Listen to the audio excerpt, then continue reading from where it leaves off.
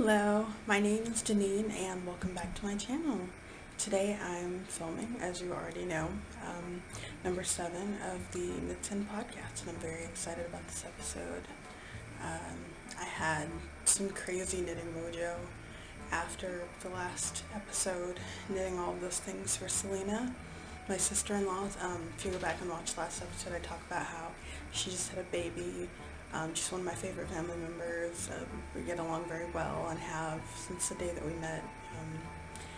Love her. So I've been knitting a lot of things for her new baby, and I just didn't want to stop. Like after I finished knitting her baby items, I continued on going, I just, project after project, you know how that goes. So the things that I've started knitting, I didn't mention as future objects in the last episode because I hadn't planned on casting them on so soon. It was kind of just like an impulsive thing, I decided that I wanted, more things made. I had some yarn lying around that I, figured I could use for projects that were in my favorites. And I'd also added quite a few things to my favorites the past couple weeks. I've just been browsing, looking for new patterns and things like that. So yeah, if you saw the last episode and you're wondering where these things came from, they weren't mentioned before. I literally found them and cast on, and in some cases I drafted patterns myself. The things that I'm going to show today. So as I mentioned in the last podcast, I want to show the things that I made for Selena before I send them off. I know it's been a while, and you're probably thinking, oh, this baby size might not fit, but I made her 0 to 3 month things and 6 to 9 month, things so that they would fit for longer. I didn't make anything newborn. So, if you watched the last episode, you recognize this. There's also this from the last episode. There's this bib, and I realized last episode that I did not mention, when I was talking about how big this bib is, I didn't mention that I went up a needle size, but I did make gauge, so I really genuinely don't understand why it turned out so big. But I think that as a toddler she can use this bib, and it's really cute. To me it doesn't look so babyish that she would look odd. Some certain bibs don't look good on the older kids. They're still under 5, still need bibs, but some of the bibs look like baby bibs, you know what I mean? I feel like she could get away with wearing this at those ages, around those ages. So there's that. And then here is, I need to sew the button on this and then it's done. This is a finished object that was a work in progress in the last episode. So this one, like I said, I just need to add the button. This is Giggles in blue. This bib, this one was finished in the last podcast, I believe, but this one is Giggles in gray, is what it's called. They're both patterns by Drops Designs. And this one, to be perfectly honest, I could totally see this continued on into a shawl. Can you see that? Seriously, if you just continued going, you could have a cute little shawl. It might be kind of a yarn heavy shawl because there's so much garter stitch. But I think it would look nice as a shawl or even like a shawlette. I think I might do that in the future. So there's this again. The reason I don't have a button on it is because I haven't picked the perfect button yet. I have a lot of buttons. I'm just having a hard time narrowing it down. But I will pick a button soon. I'll get over it, pick a button soon, and, attach it. Next thing is a hat that I drafted using the same design from the Giggles in blue bib, so that she has a matching hat, and it's made out of the jeans, the Lion Brand jeans, Bermuda short, I believe, as well. It's very stretchy. I love this hat. I love the way it turned out. I really like it. Here's what it looks like up close, and then of course the rest is in garter stitch, just as the bib is. And I love how the design kind of pulls up the work in the front, so you can kind of see, I feel like it adds a little more to the design. I don't know, I think it's cute. You see that? How it goes up just a little bit. right here. I think it's really cute. I'm excited for her to wear it. She's such a cute baby. Okay. The next thing I have to show, I do have notes. Let me get my notes out. If you've watched the past few episodes, you know how I am with notes. I actually took the time to write organized notes that I can read, and then I don't take them out. So.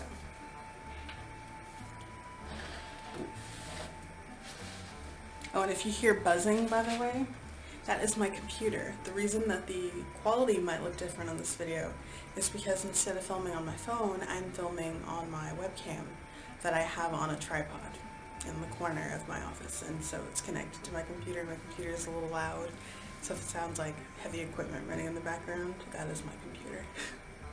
It's a custom built PC that my boyfriend built for me.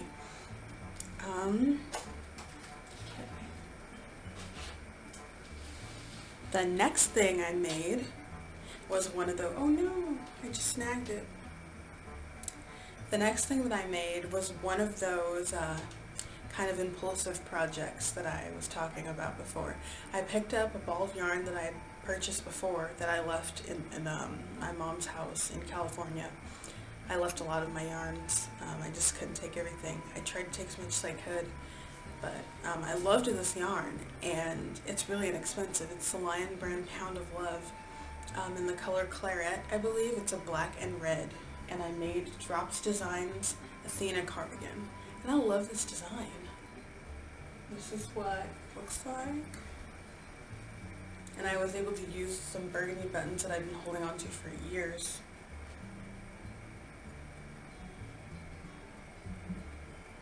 I feel like that's not the true color. It's kind of hard to see. Maybe from back here, yeah, that's really what it looks like. Except maybe a little less brown. It's really, truly just black and red.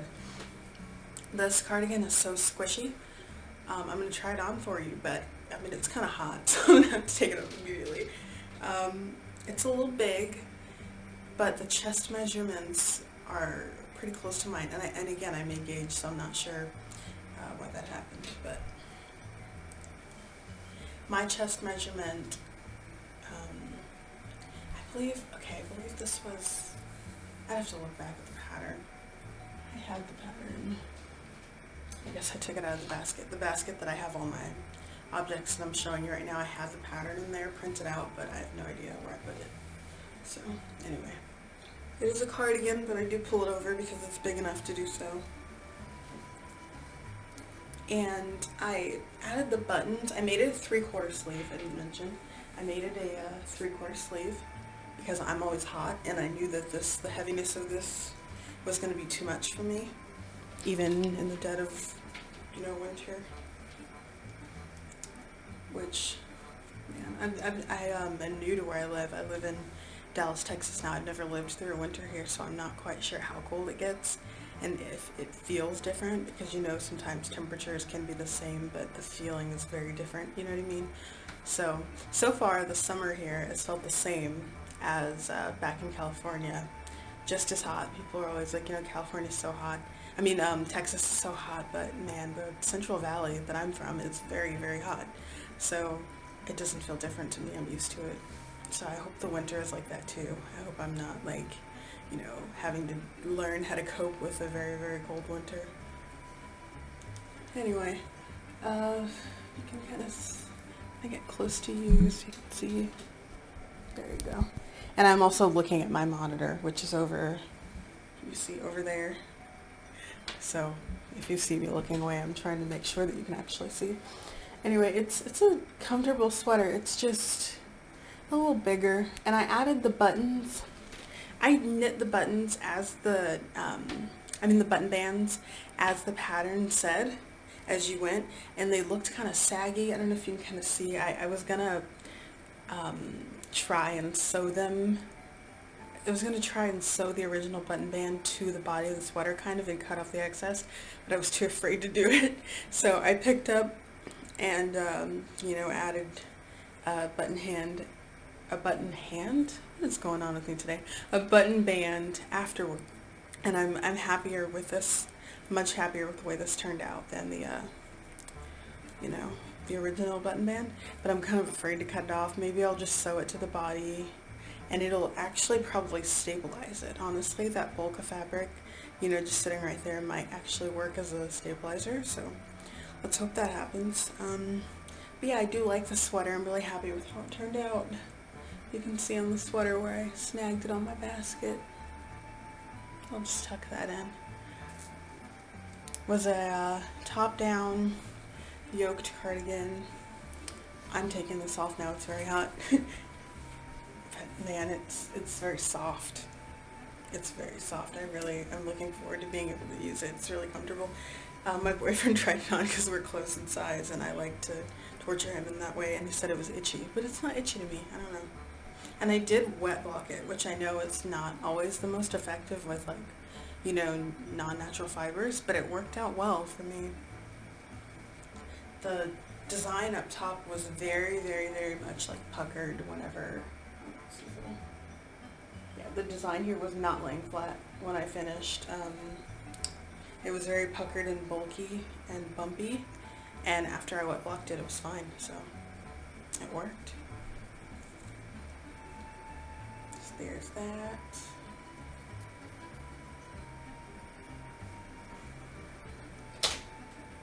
My plan was to show these things in the order that I finished them, but I just swapped these two. So these are, the pattern is called Baby Booties by Drops Design, and again, I've used so many other patterns, and if you search for anything, they just have so many patterns out there that, like, any search that I do, like, half the patterns are theirs, and I've gotten to the point where I can identify them by their photography style. They're almost always by the beach, but excuse me, it's so funny because I'm not doing it on purpose. I just come across a sweater that's a nice design, and then I click on it and it's like, oh, it's Drops Designs. Anyway, this is what the sock looks like.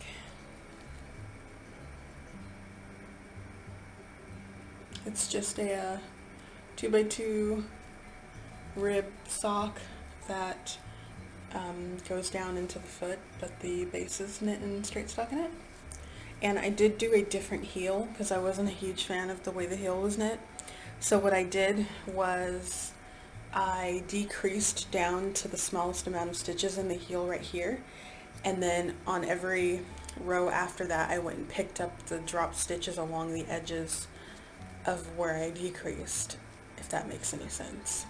And that's actually the heel that I tend to do with my socks. I prefer that heel. These socks are pretty soft. The yarn itself feels like kind of stiff and itchy. My boyfriend even agreed when he felt the yarn itself that was wound into a ball.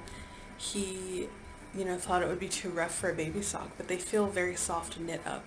And I haven't washed or blocked these yet, which I have to because they are a part of my hashtag last of the wool items. They're a blend.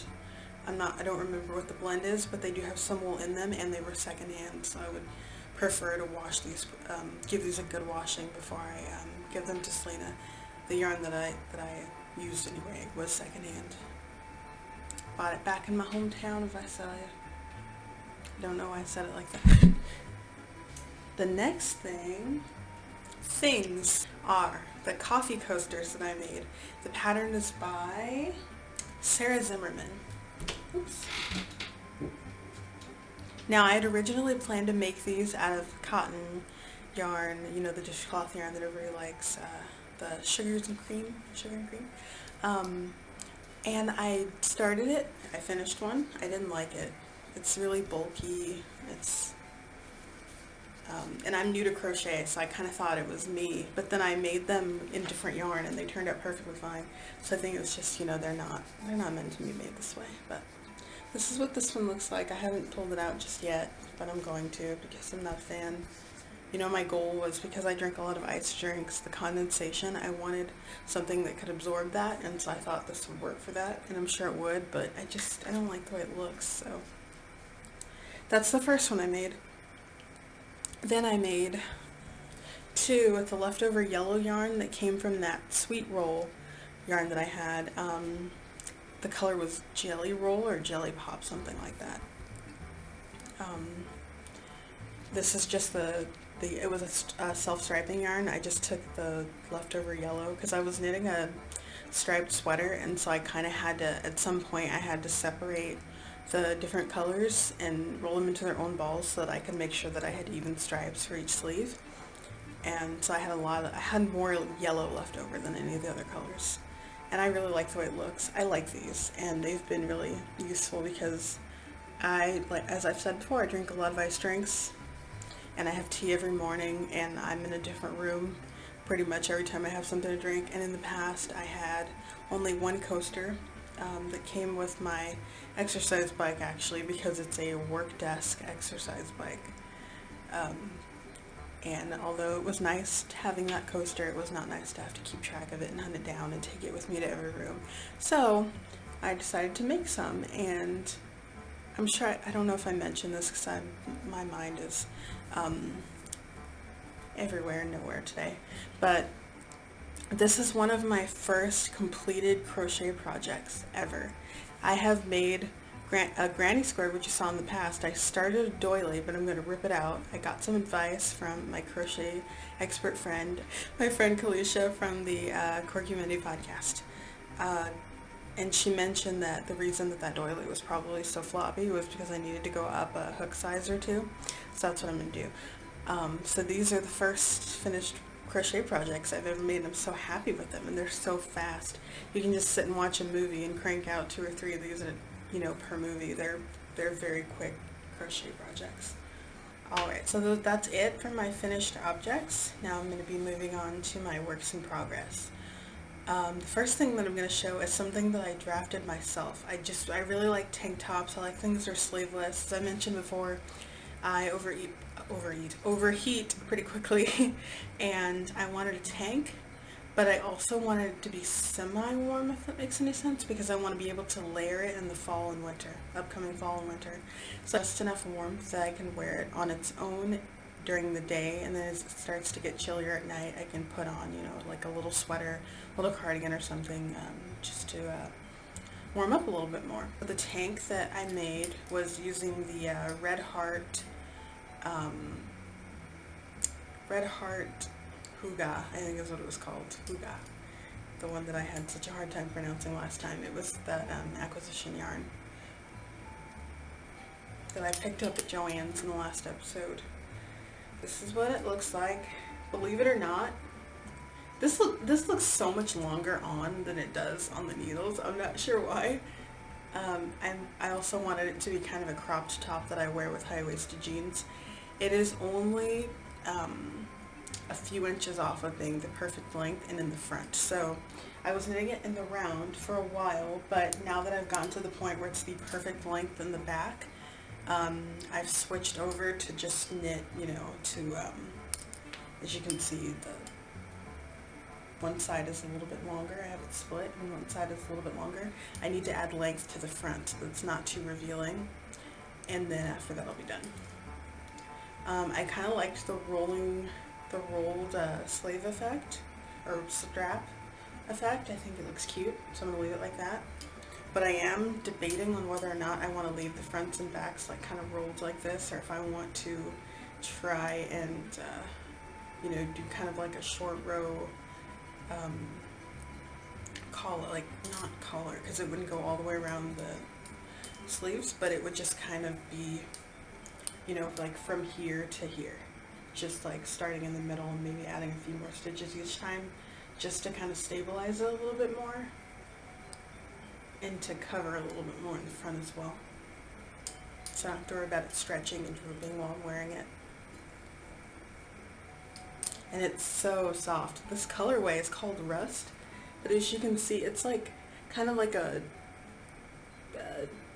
vintage pink color, I think is what I would describe it as, and it has a lot of fluff, and I really like that. I would love to have a blanket made out of this. On the pattern sleeve, the yarn sleeve, it does have a picture of a blanket, and I believe there's a free blanket pattern on it. I'm not sure. I'm not the best at keeping track of my yarn sleeves like I should, so that I can confirm these things. The next project is in a bag that I made myself. More information on that at the end of the video. This is a little tiny bag that I made when I was practicing, just kind of to get back in the swing of things. It's been so long since I've sewn anything. So this is an Enderman bag. If you didn't know this about me, I'm a big fan of Minecraft. I used to play.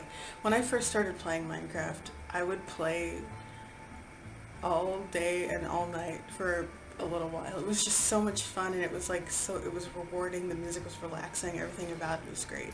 I haven't played in a little while, but I used to play like a crazy person. Anyway, and I have both Java Edition and Windows 10 Edition because my boyfriend originally bought the game so we could play together, but he bought the Windows 10 Edition on accident, and so he just bought the other one, so I had both. And for a little while I preferred to play Windows 10 because it is slightly different. The formulas are different. It's a little different. It's not so different that it's like a completely different experience, but I prefer that the Windows 10 Edition doesn't lag out when I try to switch between tasks. If I try to go from the game to the browser, it just lets me do it, whereas Java Edition, it kind of slows the whole computer for a little while. You came here to hear that information, right? That's why you're here. That was important to you. Anyway, the next work in progress is almost done. These are my Skimmer socks. These are no-show socks, and I wear a lot of low-cut shoes, so these are perfect for me. They look like little boats, huh? I'm really happy with the way that the sock has turned out. I tried it on already, and it fits very well. It fits very, very, very well, and it stays on, which is so nice because the no-show socks that I have, they're so tight that they snap off sometimes, like snap off the back of my foot, and they'll do that while I'm wearing shoes, and it's just so frustrating to have to constantly adjust my shoe. My sock, this one is, it shows just a tiny bit on the back of your foot. You can see that in the pictures on the pattern page, but that's fine. I really don't care if it shows just a tiny bit in the back, and it's actually kind of a cool touch because you can see your hand knit sock underneath or sticking out of your shoe. I knit this in the Premier Yarns wool-free sock yarn in the colorway Phoenix, and these are, I'm telling you, I'm being really adventurous with the colors that I use lately. I bought this yarn a long time ago. I can't even remember. I think it was podcast number 2 that I talked about buying this yarn, but I've had a large break in between podcasts, so between 2 and 7 there's been a lot of time.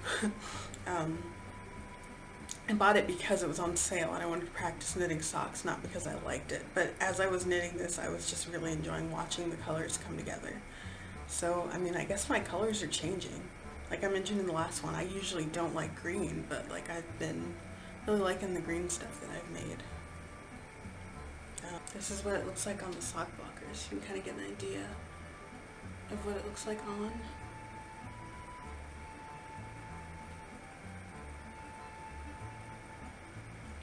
It's so different than, like, I don't know.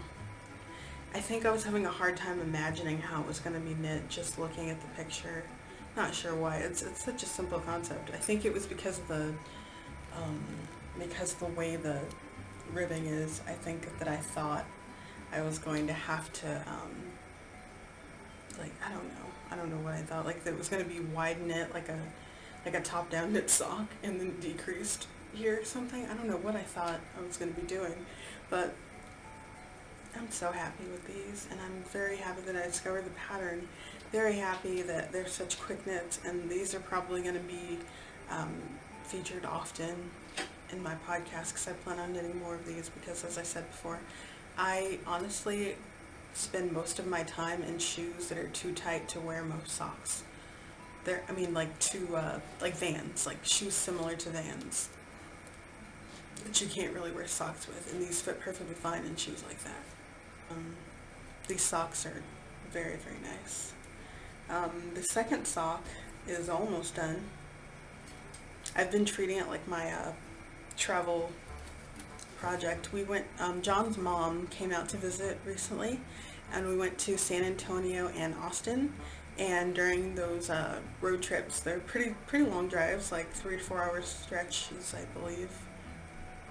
I believe, yeah, around 3 hours, maybe 4, depending on the traffic. There was some traffic. And so I was knitting on these while we were driving. So this one is, I'm almost done with this one. I can't wait to wear them. I plan on knitting a lot of these. And actually, the writer of this pattern who revisited this pattern, she actually has a pattern called Skimmer Socks Revisited. So next time I'm probably going to knit those. Although these do fit well. I read the description on the revisited sock and it was to include different widths and sizes, including sizes for kids. So I might start giving these as gifts to people, including my nieces who have short, wide feet. They're so cute. I would love to knit them little socks. The next project is called the Bayard Pullover. Bayard or Bayard? I'm not quite sure. It's always hard to talk about something that you've only read and have never, a word that you've never actually heard out loud. But it's a leafy pullover that is top-down yoked. I really like the way it's coming together. It's very lacy and it looks very intricate, but it's so simple. It's something that I've been able to knit on while watching movies and not really paying all that much attention because each row is really repetitive. It gets, each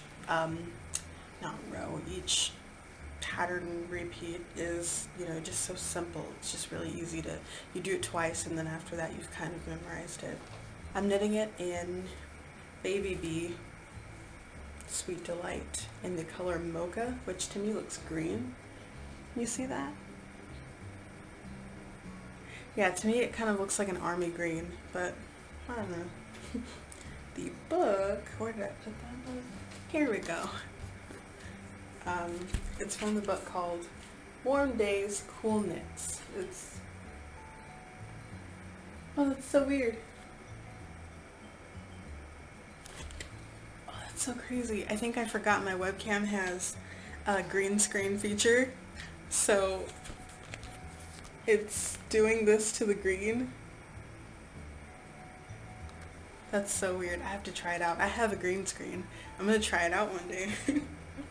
Anyway, there's so many nice patterns in this book, but let me show you the picture of what I'm making. This is what it looks like. I'm planning on shortening it to about here and shortening the sleeves to about there. So it's going to be a lot less. It's going to be, again, like a cropped shirt that I wear with high-waisted jeans because I really like that look. And then lastly,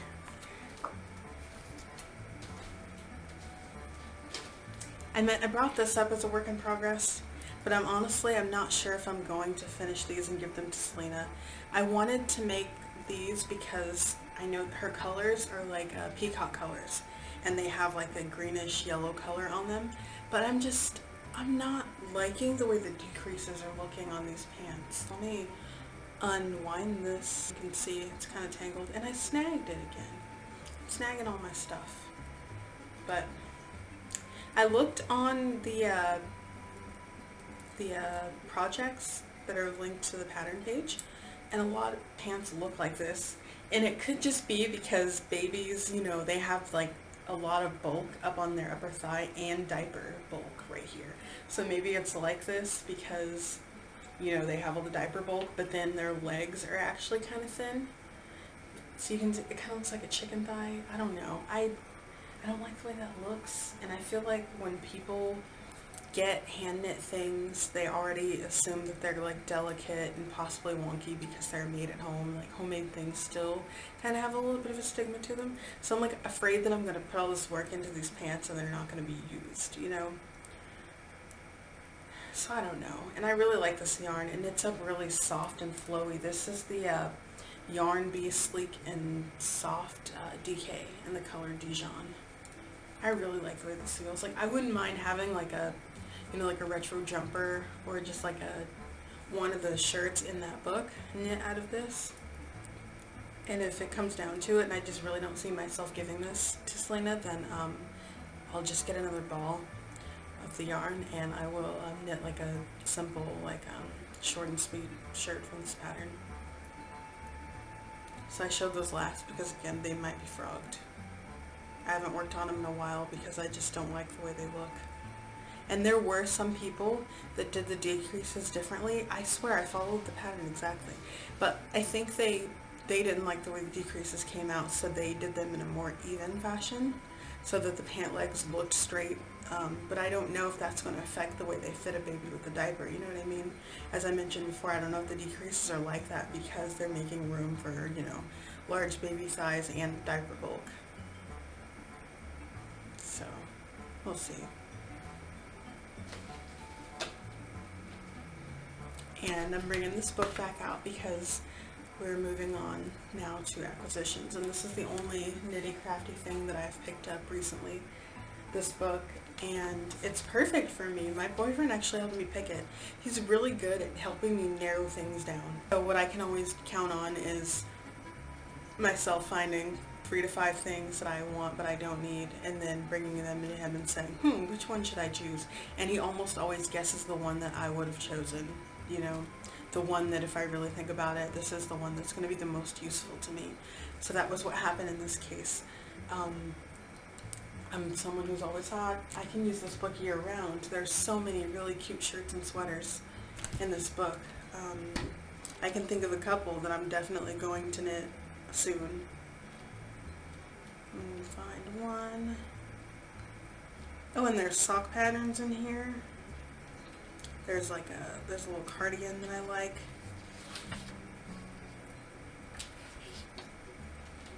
And the names in this book are old Southern names, I believe they said in the beginning of the book.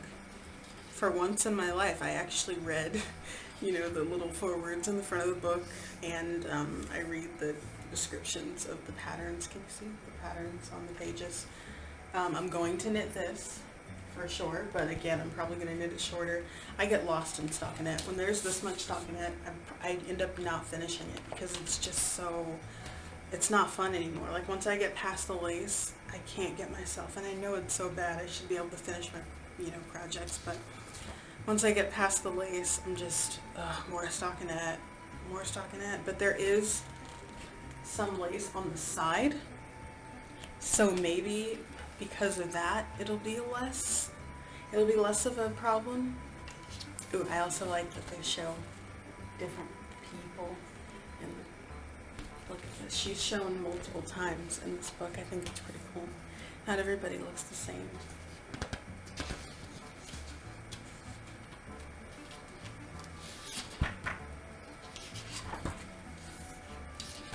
And she models actually a cardigan from here that I definitely want to make one day. And this dress, oh my gosh, would you be able to make this? I don't know if I'd have. This would be that, if I made that, it would be a project that I didn't give myself a deadline for at all, because I'm probably going to knit on this when I feel like it, and when I don't, I'm not going to put pressure on myself not to, that kind of thing, you know? But then that also could be a problem with lace. If you put it down for too long, you know, you might not remember where you left off.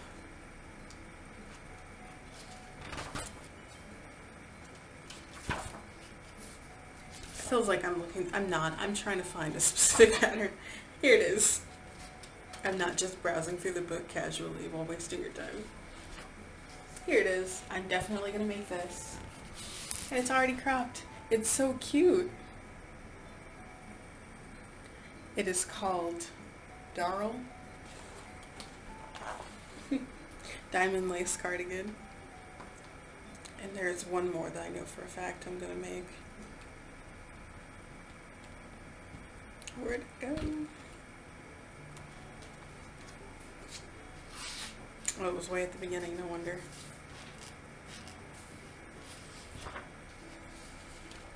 I'm going to make this. This is very much my jam, and this one is called, oh, this isn't even actually this book is separated by season, so that wasn't actually the pattern, the start of the pattern, that was the start of the season spring. So let me find, there we go. It's called Coraloo. I thought that said Coraline at first. So it's Coraloo. There are a lot of sizes in this book too. I really appreciate that. But I'm always so far between the sizes. My measurements are 45, 35, 49. So I'm between 41 3/4 and 47 1/2 with this.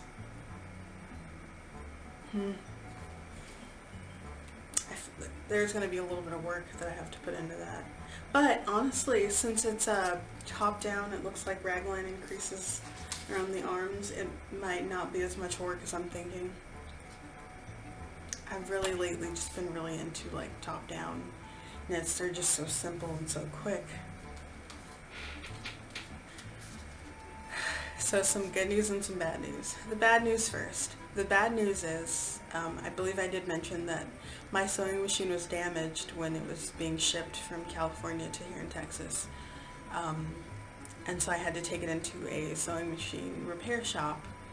And they told me that because it was an inexpensive sewing machine, that it would actually it wouldn't make sense to fix it because I could replace it for almost the same amount of money. So I did replace it. I bought a new sewing machine. I bought the one of the Project Runway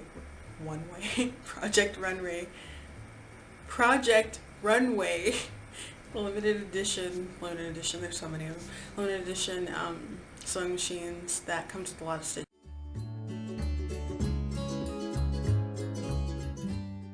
I really like how many different buttonhole designs there are on that. I think it's really interesting. I'm looking forward to eventually starting to work on my me-made closet. So it'll be nice to have a variety of buttonholes to choose from when I do that. And I also like the idea of backing sweater bands with ribbon and adding, buttonholes with the sewing machine so that you don't have to worry about the button band stretching so much. That is a problem that as you saw, I did have with that cardigan, my Athena Cardigan. So I'm really happy with the new machine. I'm sad that I had to get a new one, but of course I'm happy with the new machine. My old machine did have have a story behind it. It was purchased by a son for his mother who passed away from cancer a few years ago. He's a close family friend. We grew up with them. And for Christmas one year he gave me that machine, and it was really special. I really appreciated it. And sadly it was damaged. It was perfectly fine when I packed it up, but on the way here it got damaged, and it was really bad. It wasn't what I thought it was. I thought it was a timing problem, but they said that that's what it was. That's not what it was. They said that it shifted and adjusted in a way, but the parts were poorly made, they said. So they weren't sure that the machine was going to hold the adjustments, and it was going to cost too much to fix it, so I had to get a new machine. Yeah. But then on a good note, that's how I was able to make that little bag that you saw earlier, because my machine is working now. I have a working machine, is what I should say. And in other news, I'm very reluctant to talk about it because I'm so nervous. I am considering launching a new series, and also launching new patterns. And I've been working on it for a little while. I'm not super comfortable in front of the camera. I don't feel like I have a whole lot of personality in front of the camera. I get really nervous. So hoping that it turns out well. We'll see how it goes. But I'm excited. I'm already almost done with the projects, my projects that I'm knitting up and writing the pattern out as I go. I've almost finished. There are 2 patterns that I'm going to release soon along with the series that I'm starting, and I'm just really excited. It was kind of I've been thinking about this for a really long time, and every time I thought about it I was like, no, you shouldn't do that because people probably aren't going to want to watch it, or this and that. And like with podcasts, I feel like it doesn't necessarily matter so much, but when you're putting out videos and patterns along with those videos, you kind of do hope that somebody watches it, right? And hope that somebody finds value in the patterns that you make and wants to make them. So I'm a little nervous, but I'm gonna stop allowing my nerves to hold me back from doing things, because I know that it's silly and I know that I shouldn't do it, but I do it anyway. So I'm gonna stop doing that and I'm just gonna go with it. I think that the video has potential to be entertaining. I think that the patterns could be useful for some people, and I'm really excited to see how it goes. So that's it. Oh, one of the places that we went when we traveled was, we went to the Magnolia store. If you watch the show Fixer Upper, then you know about, okay, my boyfriend kept saying her name wrong. He didn't know about the show. At first he said it wrong in accident, and then he thought it was funny. But then it gets me mixed up. He kept calling her Diana, and so now I'm saying Diana. Joanna Gaines, Chip and Joanna Gaines. They have a shop, a store. It's like, it's more than just a store, but it's a store in Austin, I believe. Yeah, I believe it's in Austin, Texas. We went to a few places. And it's a really, really big, really nice store. Yeah.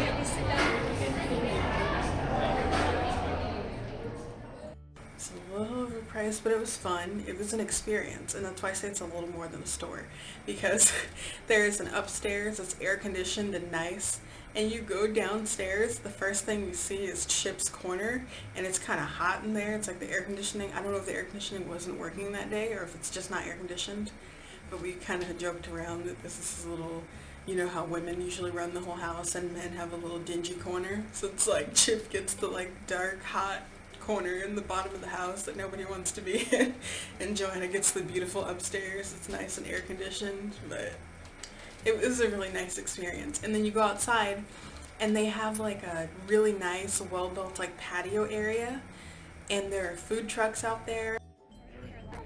North Carolina. It's so pretty. They have a bakery. There are there's like an AstroTurf area that has games for kids to play. So it's like, you can turn it into an all-day thing. You can shop, you can eat, you can play with your kids, and, you know, socialize with people. You can sit and eat, and you have a full view of your kids, and the whole area is gated, so it's not like somebody can go from any direction, just grab your kid and run. You know exactly where they're going. You know what I mean? Like, I feel like it'd be a really fun, safe place where you can kind of let loose just a little bit and relax and have fun with your family and not have to worry about your kids 24/7. I don't have kids, but my nieces, I've had to watch them, and I know how quickly they can get out of your sight, and it can be stressful. And yeah. Anyway, I got this basket and the mug that I was actually drinking out of. Can you see it?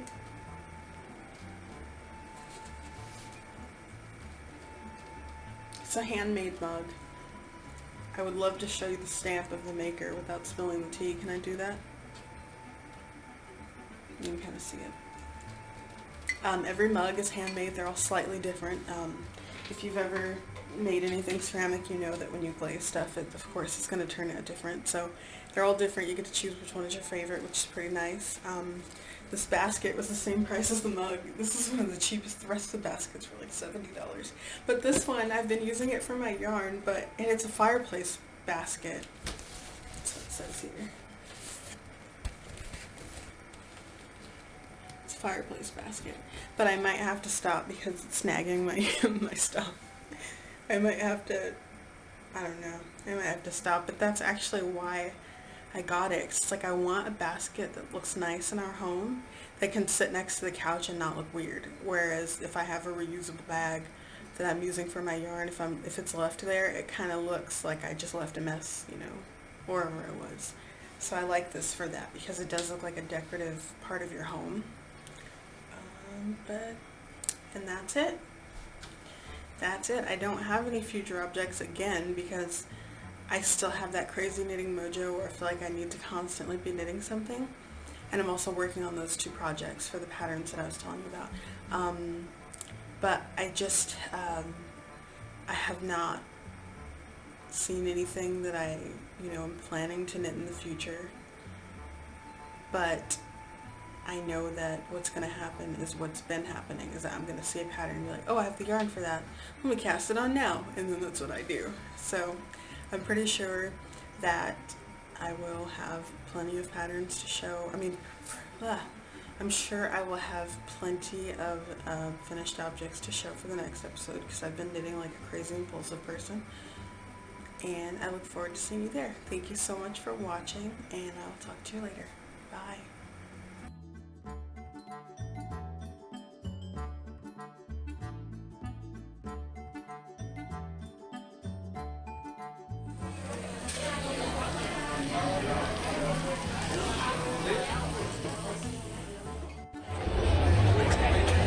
This place gets crazier in Mardi Gras. And Carol Burnett, she was born here. And still in the hospital.